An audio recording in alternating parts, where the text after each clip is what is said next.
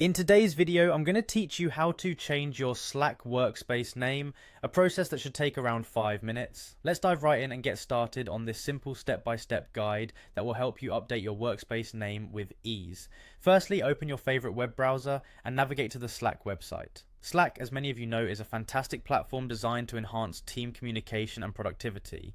It's a go-to app in many work environments, and managing your workspace settings effectively will ensure everything runs smoothly. If you don't have Slack bookmarked yet, now might be a good time to save it for easier access in the future. Once you're on the Slack homepage, click on the Sign in with Google button.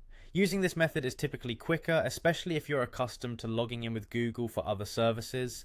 Doing so might save you from the hassle of remembering yet another password.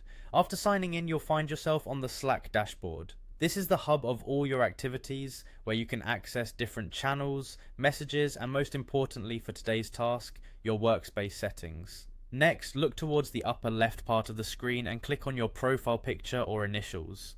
This action will bring up a menu where you can view details such as your status, availability, and settings.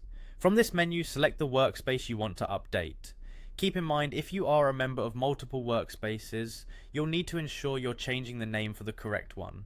Once you've made sure you're in the right workspace, search for the workspace name at the top of the menu.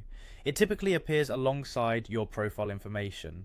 Clicking on the current workspace name will direct you to the editing options. Now you can change the name of the workspace. Think about a name that accurately reflects the purpose or organization the workspace is associated with.